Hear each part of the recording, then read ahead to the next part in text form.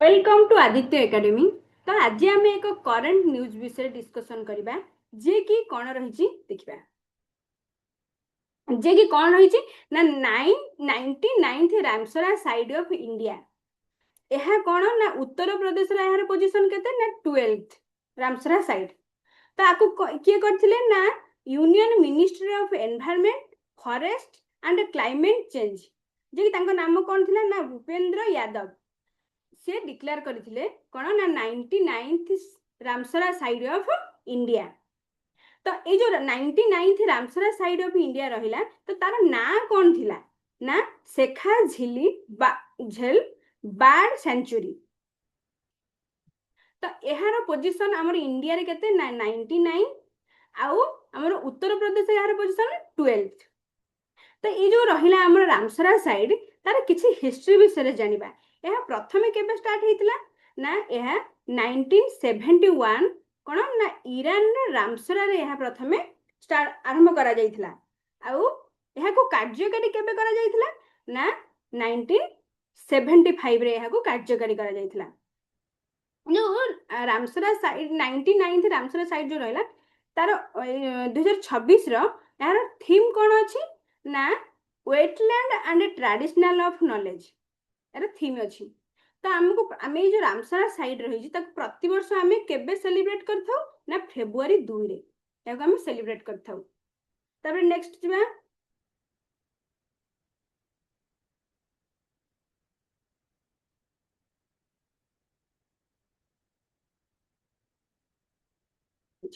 तापरे आमे ताको कोन सेलिब्रेट कले। तापरे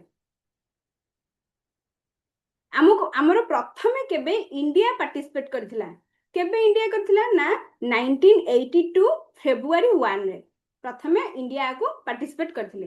ता फर्स्ट रामसरा साइड ऑफ इंडिया कोन ना केओलद नेशनल पार्क जे कि हमर राजस्थान रे अछि।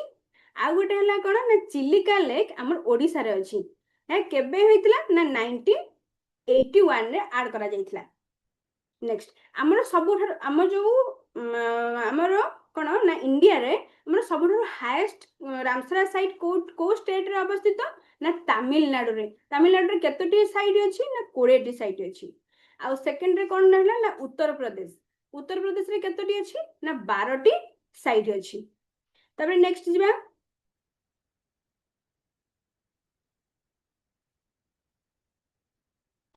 तबरे आमे देखिबा एबे हम ओडिसा रे केतोटी अछि रामसरा साइड। हम ओडिसा रे केतोटी अछि ना हम ओडिसा रे 6 टी अछि। कोन कोन अछि सब ना अंशुपा अछि भितरकनिका आउ चिल्लिका हीराकुद सातकोशिया आउ गोटे कोन रहला ना तांपरा हमर 6 टी रामसरा साइड रहिला। तो आमे 99th रामसरा साइड विषय जानले किंतु एग्जाम रे भी हमको पचार दे परबो कि 97th रा कोन किबा 98 टा कोन हमको पचार दे पारे। तो 97th रा कोन ना पटना बार्ड सेंचुरी जे कि हमर कोठी अवस्थित ना उत्तर प्रदेश रे। आ गोटे रहला 98 रे कोन ना छारी धान जो कोठी अछि अवस्थित हमर ना गुजरात रे अवस्थित।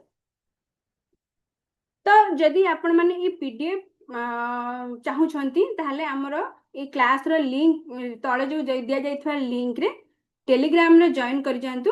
तो सेठु आपण माने ई पीडीएफ को पाई जिवे। धन्यवाद।